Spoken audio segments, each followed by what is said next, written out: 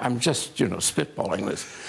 And it goes on about 2 hours before they begin to come to any kind of point. Mm-hmm. They're terrified of making a misstep. Then political correctness came in. So you can't make a joke about anything because you're going to hurt someone's feelings.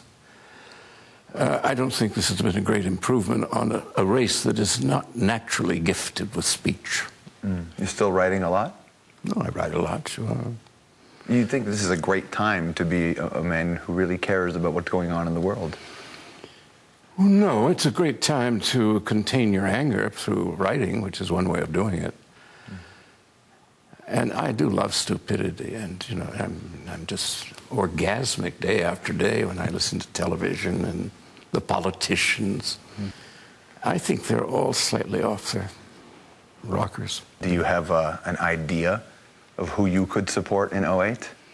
Well, consanguinity requires me to support Cousin Albert. And I also think he's electable. And I don't think any of the other Democrats really are. Saving the planet is nothing, anybody's going to come up with anything better. So I think Albert, after all, won the presidency once, so why not give him another crack at it? He could be the first three-term president if he wins, too. Well, not the first, the second after Roosevelt. After Roosevelt, for 3 terms, yes, I guess that would make sense. You've written, obviously, your novels, magazines, television, worked on movies, and you've said that movies are the new literature? No. I said they think they are. They think they are? Yeah. No, movies are the only art form, I mean to offend a lot of people when I say this, it's the only art form that cannot think.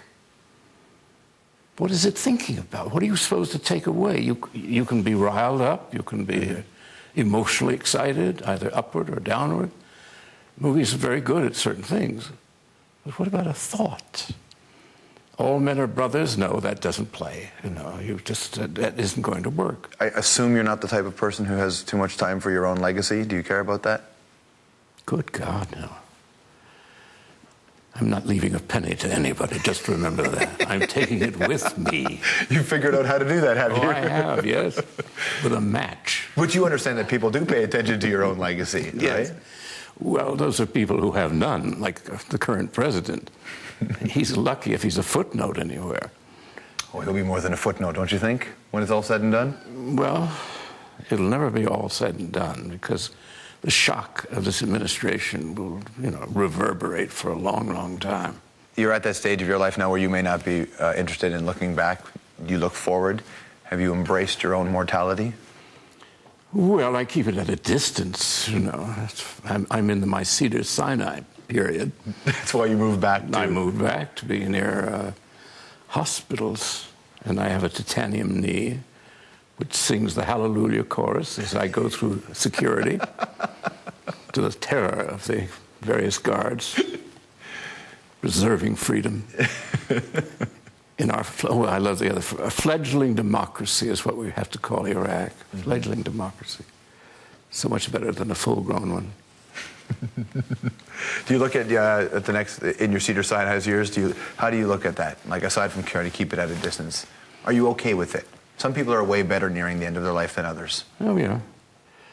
Well, it depends upon how much applause they get toward the end.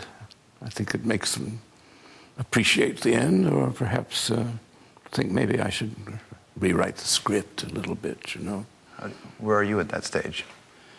Well, I've got a new typewriter. I still use one. To rewrite the script? Oh, yeah, certainly. What was it Soroyan said as he was dying? He said, I thought the arrangement was that I would never have to die. What has gone wrong? He was shouting from his hospital bed in Fresno, California. Have you written the book that you're happy that you wrote and that's it? Like, have you had your moment? I was thinking of The City and the Pillar. Had it come out today?